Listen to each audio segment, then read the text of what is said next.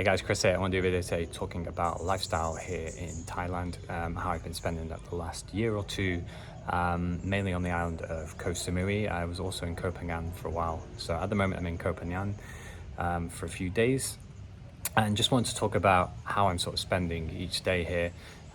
At the moment where I am in Sea Love Bungalows, you've got a nice bungalow here. It's like a 1 minute walk to the beach just this way. I like it because you're surrounded by the jungle, lots of nature. You can hear birds flying around, and it feels really good to be here, but connecting to nature, and every day eating out. So there's real no need to sort of eat in. Sometimes eating twice a day or 3 times a day, whatever makes the most, and then just sort of working here on my computer when I'm working. But every day at the moment I'm doing Muay Thai training. There's a place here where I'm in Koh Phangan. It's literally a 2 minute walk from where I am, and then after you've done that for about 90 minutes you can sort of just come back here and you can chill, get some work done. Then you break the day up going out for lunch, dinner, and yeah, there's always things going on in the evening. There's lots of different activities people can do. For example, I'm going to a song circle today, so it's a bit more of a spiritual vibe in Koh Phangan compared to Koh Samui. Koh Samui I was playing paddle the other day with some friends, was going to the spa, got a personal trainer there. So it's more that what I've noticed while I'm here is that I'm investing more into these things that I probably wouldn't do in UK, maybe because of the price, which makes you think that, you know, these things can stop you from living that dream life. And I think that's why people move here, out here to Bali and to Thailand. You know, I'm going in a few days, leaving, and you really do appreciate every moment. Sometimes I've been in a situation before and it's like I didn't want to leave. But yeah, I've really enjoyed doing the Muay Thai training in the morning. I've got a motorbike which is just over there. Actually, you can see with the helmet on the top. And that's just good for getting around and driving around the island. You can see different waterfalls, beaches. Massages are quite popular out here because it's like less than £10. £5 sometimes, you know, just for an hour massage. So you focus a lot more on your health. And these are little things I'm noticing, like when I go back to London in a couple of months or like 6 weeks time, I was checking that I would need to like commute for about an hour, 50 minutes to get to the Muay Thai gym. Whereas here it's like a 2 minute walk. In Koh Samui, it was like 3 minutes on my bike, and they're everywhere. But that's obviously my preference, and gyms are maybe more accessible. But sometimes you do have your favorite gym. You know, you're trying to go to Virgin or whichever gym, and you know you do spend a lot of time traveling, and you don't really drive probably in London. So having the bike is quite common. But food-wise, health-wise, doing the yoga. Koh Phangan is a bit different to Koh Samui. Koh Samui feels a bit more active. So I would say in Koh Phangan I probably chill a lot more.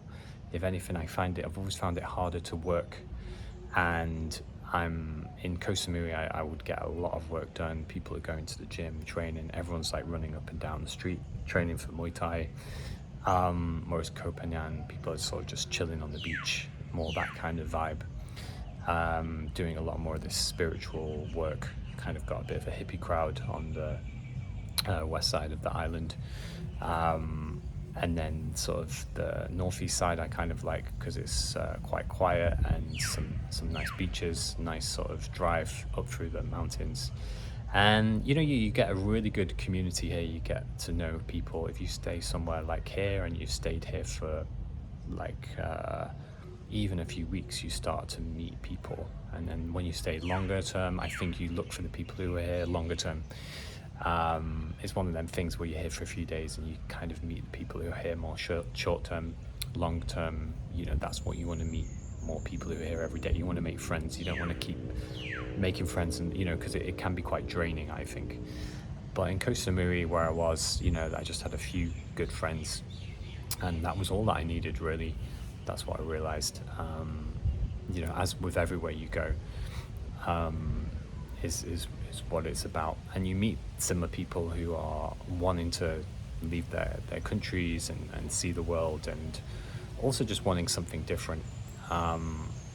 So yeah, what I think this is a great experience is when I do go back to London or to the UK, it doesn't matter where I am in the world now. I think I know how I want to spend each day. And it's through traveling and through staying in a country where it's probably less, which has actually helped things, to really decide how you want to live that dream life, and how often you want to do exercise and all this stuff. You know, I've been able to take it more to the maximum, and I think saving on the travel time, which in cities, and I think you're just forced to work more because things cost so much more money. And eating out is a joy, especially when you're meeting people. Like, it is a bit of a shame when I'm back in the UK because it's more as a luxury, it's a one-off, and there's just lots of chains. You know, it's like, it's just good to see so much independence here, and community spirit, which is definitely a good part of, and it works really well. Like, the Thai people really like the tourists, I found, whereas some other countries, they don't. Like, they need tourism and stuff, so it kind of, everyone works well together.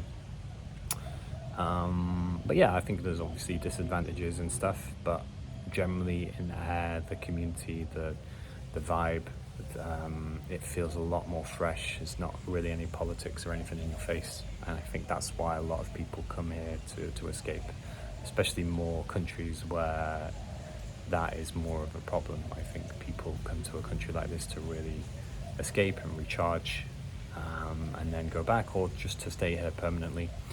But yeah, thought I'd do this video and hope you enjoyed.